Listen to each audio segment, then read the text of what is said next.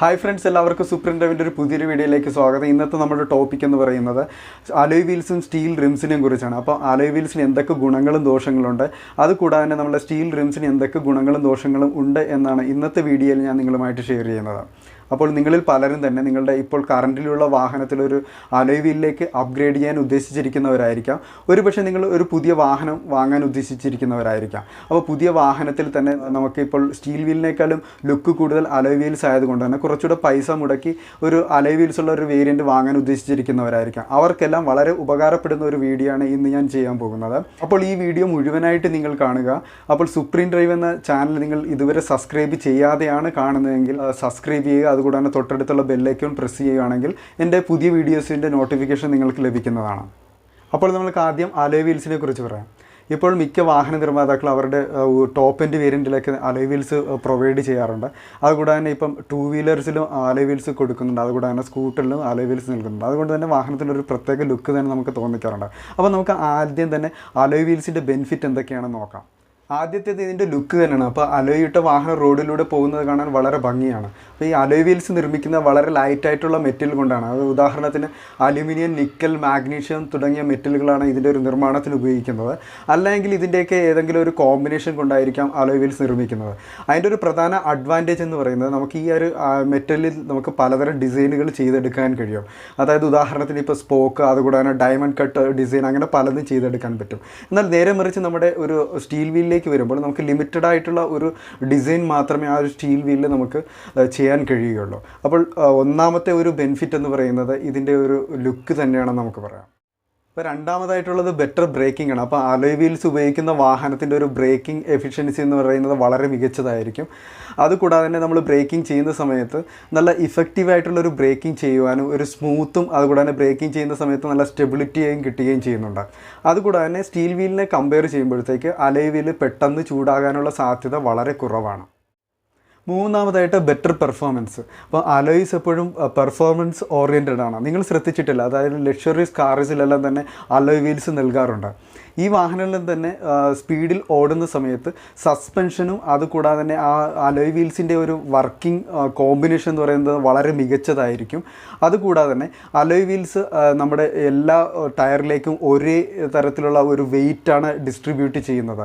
അതുകൊണ്ട് തന്നെ നമുക്കൊരു സ്മൂത്ത് ഡ്രൈവിംഗ് എന്നുള്ള ഒരു പെർഫോമൻസും തന്നെ നമുക്ക് ലഭിക്കുന്നുണ്ട്. എന്നാൽ സ്റ്റീൽ വീലിലാകട്ടെ ചെറിയ രീതിയിലുള്ള ഡെൻഡോ അതുകൂടാതെ തന്നെ ഷേപ്പിലുണ്ടാകുന്ന അൺഈവൻസോ വാഹനത്തിൻ്റെ പെർഫോമൻസിനെയും സ്മൂത്ത്നെസ്സിനെയും ബാധിക്കാറുണ്ട്. നാലാമത് ബെറ്റർ ഫ്യൂവൽ എഫിഷ്യൻസി. അപ്പോൾ അലോയ് വീൽസ് എല്ലാം വളരെ ലൈറ്റ് വെയിറ്റ് ആണ്. അതുകൂടാതെ ഇതിൻ്റെ ഒരു പ്രധാന അഡ്വാൻറ്റേജ് എന്ന് പറയുന്നത് അലോയ് വീൽസ് അതിൻ്റെ ഒരു വെയിറ്റ് എന്ന് പറയുന്നത് എല്ലാ ടയറിലേക്കും ഈക്വലി ആയിട്ട് ഡിസ്ട്രിബ്യൂട്ട് ചെയ്യുന്നത് കൊണ്ട് തന്നെ വാഹനത്തെ എഞ്ചിന് ഈസി ആയിട്ട് തന്നെ വലിച്ചു കൊണ്ടുപോകാൻ പറ്റുന്നുണ്ട്. വളരെ കുറഞ്ഞ ഒരു ഫ്യൂവൽ കൺസപ്ഷൻ മാത്രമേ അവിടെ നടക്കുന്നുള്ളൂ. അതുകൊണ്ട് തന്നെ അലോയ് വീൽസ് ഉപയോഗിക്കുന്ന വാഹനത്തിൽ നമുക്ക് കുറച്ചുകൂടെ മൈലേജ് കിട്ടാനുള്ള ചാൻസസ് വളരെ കൂടുതലാണ്. അഞ്ചാമത് free from anti corrosion and rust. അപ്പോൾ അലോയ് വീൽസ് തുരുമ്പടിക്കില്ല. അതുകൂടാതെ തന്നെ അധികകാലം ഈടി നിൽക്കുകയും ചെയ്യും. സ്റ്റീൽ വീലിലേക്ക് വരുമ്പോൾ പെട്ടെന്ന് തുരുമ്പടിക്കുകയും അതുകൂടാതെ തന്നെ നാശം സംഭവിക്കുകയും ചെയ്യാറുണ്ട്. ചിലരൊക്കെ പറഞ്ഞു കേട്ടിട്ടില്ല, അതായത് സ്റ്റീൽ വീലിൻ്റെ ആ ഒരു സൈഡ് വാളിൽ നിന്ന് തന്നെ എയർ ലീക്കാവുന്നു, അങ്ങനെ പല പ്രശ്നങ്ങളും നിങ്ങൾ കേട്ടിട്ടുണ്ടാവാം. അപ്പോൾ സ്റ്റീൽ വീലിനേക്കാളും കൂടുതൽ കാലം ലൈഫ് ഉള്ളതെന്ന് പറയുന്നത് നമ്മുടെ അലോയ് വീൽസിന് തന്നെയാണ്. അലോയ് വീൽസിന് നാശങ്ങൾ സംഭവിക്കാം. ഇപ്പോൾ നമ്മൾ കറക്റ്റായിട്ട് മെയിൻറ്റെയിൻ ചെയ്തില്ല എങ്കിൽ അതിൻ്റെ പുറത്തുള്ള കോട്ടിംഗ് എല്ലാം പോകാനുള്ള ചാൻസസ് വളരെ കൂടുതലാണ്. ആറാമതായിട്ട് ലോങ് ടയർ ലൈഫ്. അപ്പം അലോയ് വീൽസ് ഇട്ട വാഹനത്തിന് സ്റ്റീലിലുള്ള വാഹനങ്ങളെക്കാളും കുറച്ചുകൂടെ ഒരു ടയറിൻ്റെ ലൈഫ് കൂടുതൽ കിട്ടാനുള്ള ചാൻസസ് ഉണ്ട്. അതിന് കാരണം എന്താണെന്ന് വെച്ച് കഴിഞ്ഞാൽ അലോയ് വീൽസ് പെട്ടെന്ന് ചൂടാകില്ല. അഥവാ ചൂടായാൽ തന്നെ ഈക്വലി എല്ലാ ഒരു സ്ഥലത്തേക്കും അതിൻ്റെ ഒരു ഹീറ്റിനെ ഡിസ്ട്രിബ്യൂട്ട് ചെയ്യുന്നത് കൊണ്ട് തന്നെ ടയർ എപ്പോഴും കൂളായിട്ടിരിക്കുകയും ചെയ്യും. അപ്പം ടയറിൻ്റെ ലൈഫ് കൂടാനുള്ള ചാൻസസ് വളരെ കൂടുതലാണ്. ഇപ്പോൾ നമ്മുടെ സ്റ്റീൽ വീൽസിനെ അപേക്ഷിച്ച് ഒരു 5% ഒരു 10% കൂടെ ലൈഫ് എക്സ്ട്രാ കിട്ടുകയും ചെയ്യുന്നുണ്ട് അലോയ് വീൽസ് ഇട്ട വാഹനത്തിന്. ഏഴാമത് well suited for tubeless tyre. Alloy wheel എപ്പോഴും സൂട്ടാകുന്നത് നമ്മുടെ ട്യൂബ്ലെസ് ടയറിനോട് കൂടിയാണ്. അപ്പം അലോയ് വീൽസിൻ്റെയും ട്യൂബ്ലെസ് ടയറിൻ്റെ ഒരു കോമ്പിനേഷൻ എന്ന് പറയുന്നത് വളരെ മികച്ചതാണ്. അതുകൊണ്ട് തന്നെ അലോയ് വീലിട്ട വാഹനത്തിൽ ട്യൂബ്ലെസ് ടയറിൻ്റെ ഒരു പെർഫോമൻസ് എന്ന് പറയുന്നത് വളരെ മികച്ചതായിരിക്കും. അതുകൂടാതെ തന്നെ നല്ല ഒരു ലൈഫ് കൂടി ആ ഒരു ടയറിന് ലഭിക്കുകയും ചെയ്യുന്നുണ്ട്. എട്ടാമതായിട്ട് സ്ട്രോങ് കോർണേഴ്സ്. അപ്പോൾ അലോയ് വീൽസിൻ്റെ ഒരു കോർണർ എന്നൊക്കെ പറഞ്ഞാൽ വളരെ സ്ട്രെങ്ത് ഉള്ളതാണ്. സ്റ്റീലിലാകട്ടെ വളരെ സ്ട്രെങ്ത് കുറഞ്ഞതുമാണ്. അപ്പോൾ സ്റ്റീലൊക്കെ ഒരു വലിയൊരു കുഴിയിൽ ചാടിക്കഴിഞ്ഞാൽ അതിൻ്റെ സൈഡ് ഡെൻ്റ് ആകുകയും ചെയ്യാറുണ്ട്. അപ്പം അലോയ് വീൽ കുഴിയിൽ ചാടിക്കഴിഞ്ഞാൽ ഡെൻ്റ് ആവില്ല, അതിന് പകരം നമ്മുടെ ടയർ ഡാമേജ് ആകാനുള്ള ചാൻസസ് വളരെ കൂടുതലാണ്. എന്നാൽ നേരെ മറിച്ച് നമ്മുടെ ഒരു സ്റ്റീൽ വീൽ കുഴിയിൽ വീണ് കഴിഞ്ഞാൽ നമ്മുടെ ടയറിനെ സംരക്ഷിക്കുകയാണ് ചെയ്യുന്നത്. അവിടെയാണ് നമ്മുടെ ഒരു സ്റ്റീൽ വീലിൻ്റെ ഒരു പ്രധാന അഡ്വാൻറ്റേജ് എന്ന് പറയുന്നത്.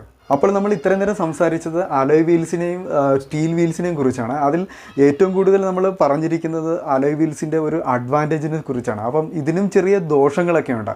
അപ്പം അതിൻ്റെ ഡിസഡ്വാൻറ്റേജ് എന്തൊക്കെയാണെന്ന് നമുക്ക് നോക്കാം. അലോയ് വീൽസിൻ്റെ ഒരു ഡിസഡ്വാൻറ്റേജിൽ ആദ്യത്തത് എന്ന് പറയുന്നത് ഇതിൻ്റെ ഒരു ടോട്ടൽ സ്ട്രെങ്ത് എന്ന് പറയുന്നത് വളരെ കുറവായിരിക്കും. എന്നാൽ സ്റ്റീൽ വീലിൻ്റെ മൊത്തത്തിലുള്ള ഒരു സ്ട്രെങ്ത് എന്ന് പറയുന്നത് അലോയ് വീൽസിനേക്കാളും വളരെ മികച്ചതാണ്. അതിനൊരു പ്രധാന ഉദാഹരണം ഞാൻ പറയാം. ഇപ്പോൾ നമ്മൾ അലോയ് വീൽസുള്ള ഒരു വാഹനം ഓഫ് റോഡിങ്ങിനും മറ്റും കൊണ്ടുപോകുമ്പോൾ ചെറിയ രീതിയിലുള്ള കല്ലുകളിലും മറ്റും തട്ടുകയാണെങ്കിൽ അതിൻ്റെ ആ ഒരു അലോയ് വീൽ ഡാമേജ് ആകാനുള്ള ചാൻസസ് വളരെ കൂടുതലാണ്. അതാണ് ഈ ഒരു അലോയ് വീൽസിൻ്റെ ഒരു ഡിസഡ്വാൻറ്റേജ് എന്ന് പറയുന്നത്. രണ്ടാമത്തെ ഒരു അലോയ് വീലിൻ്റെ ഒരു ഡിസഡ്വാൻറ്റേജ് എന്ന് പറയുന്നത് അലോയ് വീലിട്ട വാഹനങ്ങളും അതുകൂടാതെ അലോയ് വീൽസിനും വളരെ വില കൂടുതലാണ്. ഇപ്പോൾ സ്റ്റീൽ വീലിനാകട്ടെ വളരെ വിലക്കുറവും. ഉദാഹരണത്തിന് പറയുകയാണെങ്കിൽ ഇപ്പോൾ സ്റ്റീൽ വീലിൽ നമ്മളൊരു മാരുതി 800 മുതൽ ഒരു ടൊയോട്ട ഇന്നോവ വരെയുള്ള ഒരു പ്രൈസ് റേഞ്ച് നോക്കുകയാണെങ്കിൽ 1000 മുതൽ ഏകദേശം ഒരു 3000 രൂപ വരെ ആവുകയുള്ളായിരിക്കും. എന്നാൽ അലോയ് വീൽസിലേക്ക് വരുമ്പോൾ ഇപ്പോൾ ഒറിജിനൽ കമ്പനിയുടെ ഒരു അലോയ് വീലിൻ്റെ വിലയെന്ന് പറയുന്നത് ഏകദേശം 8000 തൊട്ട് 9000 അങ്ങനെ പോകാനുള്ള ചാൻസസ് ഉണ്ട്. എന്നാൽ ആഫ്റ്റർ മാർക്കറ്റിലേക്ക് വരുമ്പോഴും അലോയ് വീൽസിൻ്റെ വിലയെന്ന് പറയുന്നത് ഏകദേശം 7000 8000 ആ ഒരു റേഞ്ചിലൊക്കെ ആയിരിക്കാം. ചിലപ്പോൾ അതിനേക്കാൾ കൂടുതലാകാനുള്ള ചാൻസസ് വളരെ കൂടുതലാണ്. അപ്പോൾ ഇതിൻ്റെ ഒരു പ്രധാന ഒരു ഡിസഡ്വാൻറ്റേജ് എന്ന് പറയുന്നത് അലോയ് വീൽസ് വളരെ കോസ്റ്റ്ലി ആണെന്ന് തന്നെയാണ്. അടുത്തൊരു പ്രധാന പ്രശ്നം അലോയ് വീൽസിൻ്റെ അവൈലബിലിറ്റി തന്നെയാണ്. അതായത് നമുക്ക് ഏതെങ്കിലും തരത്തിൽ നമ്മുടെ ഒരു അലോയ് വീൽക്ക് ഡാമേജ് വരികയോ മറ്റും ചെയ്യുമ്പോൾ നമ്മൾ റീപ്ലേസ്മെൻറ്റ് ചെല്ലുന്ന സമയത്ത് ചിലപ്പോൾ അത് സ്റ്റോക്കിൽ ഉണ്ടാവണമെന്നില്ല, ഇല്ലെങ്കിൽ ഇപ്പോൾ കറൻ്റിലി മാർക്കറ്റിൽ അവൈലബിൾ ആകണമെന്നില്ല. അതിന് കാരണമുണ്ട്. മിക്ക വാഹന നിർമ്മാതാക്കളും അവരുടെ അലോയ് വീൽസിൻ്റെ ഡിസൈനും അതുകൂടാതെ തന്നെ വെഹിക്കിൾസിൻ്റെ മോഡൽസും അടിക്കടി മാറ്റാറുണ്ട്. നേരെ മറിച്ച് നമ്മുടെ സ്റ്റീൽ വീലാകട്ടെ നമ്മൾക്ക് എപ്പോഴും തന്നെ അതിൻ്റെ അവൈലബിലിറ്റി ഉണ്ടാവുകയും ചെയ്യുന്നുണ്ട്. അപ്പോൾ ഇതിൻ്റെ ഒരു പ്രധാന ഒരു ഡിസഡ്വാൻറ്റേജ് എന്ന് പറയുന്നത് ഇതിൻ്റെ ആ ഒരു അവൈലബിലിറ്റി തന്നെയാണ്. അടുത്തൊരു പ്രധാന പ്രശ്നം എന്ന് പറയുന്നത് ചിലർക്കറിയില്ല ഏത് തരത്തിലുള്ള അലോയ് വീൽസ് വാങ്ങണമെന്ന്. അതായത് ചിലർ imported China made alloy wheels എല്ലാം വാങ്ങാറുണ്ട്. ഇതിൻ്റെ പ്രധാന ഡിസഡ്വാൻറ്റേജ് എന്താണെന്ന് വെച്ചാൽ ഏതെങ്കിലും തരത്തിൽ നമ്മുടെ വാഹനത്തിൻ്റെ ഏതെങ്കിലും ഒരു അലോയ്ക്ക് ഡാമേജ് വന്നു കഴിഞ്ഞാൽ ഈ ഒരു ഡിസൈൻ ഉള്ളതോ അല്ലെങ്കിൽ ഈ കമ്പനിയുടെ അലോയ് വീൽസോ മാർക്കറ്റിൽ ചിലപ്പോൾ അവൈലബിൾ ആകണമെന്നില്ല. ഇത് ഒഴിവാക്കാനായിട്ട് നിങ്ങൾക്ക് ചെയ്യാവുന്ന ചില കാര്യങ്ങളാണ്. നിങ്ങൾ ഒറിജിനൽ മാനുഫാക്ചേഴ്സിൻ്റെയോ അല്ലെങ്കിൽ ഏതെങ്കിലും ബ്രാൻഡഡ് അലോയോ വാങ്ങാൻ ശ്രമിക്കുക. അതുകൂടെ തന്നെ ഇപ്പോൾ ആഫ്റ്റർ മാർക്കറ്റിലാണെങ്കിൽ തന്നെ നമ്മുടെ ഇന്ത്യൻ നിർമ്മിത അലോയ് വീൽസിൻ്റെ മാനുഫാക്ചേഴ്സ് ഇഷ്ടം പോലെയുണ്ട്. ഈ കമ്പനികളെല്ലാം തന്നെ നമ്മുടെ ഒറിജിനൽ മാനുഫാക്ചേഴ്സിന് അലോയ് വീൽസ് റെഡി ചെയ്ത് പ്രൊവൈഡ് ചെയ്യാറുണ്ട്. അപ്പോൾ നിങ്ങൾ പുറത്താണ് നിങ്ങൾ അലോയ് വീൽസ് ഇടാൻ ഉദ്ദേശിക്കുന്നതെങ്കിൽ ആ കടക്കാരോട് ഇതെല്ലാം അന്വേഷിച്ചതിന് ശേഷം മാത്രം നിങ്ങൾ ഒരു അലോയ് വീൽസിൻ്റെ ബ്രാൻഡ് തിരഞ്ഞെടുക്കുക. അടുത്തായിട്ട് നമുക്ക് സ്റ്റീൽ വീലിൻ്റെ കുറച്ച് ബെനിഫിറ്റ് നോക്കാം. സ്റ്റീൽ വീലിന് വളരെ വിലക്കുറവാണ്. അതുകൂടാതെ തന്നെ എല്ലായിടത്തും തന്നെ അതിൻ്റെ അവൈലബിലിറ്റി ഉണ്ടാവും. അതുകൂടാതെ തന്നെ ചെറിയ രീതിയിലുള്ള കല്ലടിയോ അല്ലെങ്കിൽ ചെറിയ ഡെൻറ്റൊക്കെ ഉണ്ടെങ്കിൽ നമുക്കത് നികർത്തി വീണ്ടും അലൈൻമെൻറ്റൊക്കെ ചെയ്ത് നമ്മുടെ വാഹനത്തിൽ ഉപയോഗിക്കാൻ കഴിയും. എന്നാൽ നേരെ മറിച്ച് നമ്മുടെ അലോയ് വീലിലേക്ക് വരുമ്പോൾ ഏതെങ്കിലും തരത്തിലുള്ള സൈഡ് ഡാമേജൊക്കെ വന്നു കഴിഞ്ഞാൽ വാഹനത്തിൻ്റെ ആ ഒരു അലോയ് വീൽസിൻ്റെ ഭാഗത്ത് നിന്ന് എയർ ലീക്ക് ആകുകയും വീണ്ടും നമ്മൾ ആ ഒരു ഫുൾ അലോയ് തന്നെ നമ്മൾ ചേഞ്ച് ചെയ്യേണ്ടതായിട്ട് വരികയും ചെയ്യാറുണ്ട്. നമ്മുടെ സ്റ്റീൽ വീലിന് ഡ്രോബാക്ക് ഉണ്ട്. അതായത് വലിയ രീതിയിലുള്ള ഒരു ഡെൻറ്റൊക്കെ നമ്മൾ റിപ്പയർ ചെയ്ത് കഴിഞ്ഞാലും അത് വീണ്ടും ആ ഒരു പഴയ പെർഫെക്റ്റ് ഷേപ്പിലേക്ക് വരണമെന്നില്ല. അങ്ങനെയുള്ള ഒരു സ്റ്റീൽ വീൽ നമ്മുടെ വാഹനത്തിൽ ഉപയോഗിച്ച് കഴിഞ്ഞാൽ നമുക്കത് സ്റ്റിയറിംഗ് വീലിൽ അറിയാൻ പറ്റും. അതായത് വോബ്ലിംഗ് ഉണ്ടാവും. അതുകൂടാതെ തന്നെ നമ്മുടെ വണ്ടിയുടെ സ്മൂത്ത്നെസ്സും പെർഫോമൻസിനെ അത് ബാധിക്കുകയും ചെയ്യാറുണ്ട്. അതുപോലെ തന്നെ നമ്മുടെ വാഹനത്തിൻ്റെ ടയർ വെട്ടിത്തേയാനും വാഹനത്തിൻ്റെ ടയറിൻ്റെ ലൈഫിനെ അത് ബാധിക്കുകയും ചെയ്യുന്നുണ്ട്. അപ്പോൾ ഈ ചെറിയൊരു ഇൻഫർമേഷൻ വീഡിയോ നിങ്ങൾക്ക് ഇഷ്ടമായെങ്കിൽ എൻ്റെ ചാനൽ സബ്സ്ക്രൈബ് ചെയ്യുക, അതുകൂടാതെ ലൈക്ക് ചെയ്യുക. നമുക്ക് വീണ്ടും ഒരു വീഡിയോയുമായി കാണാം.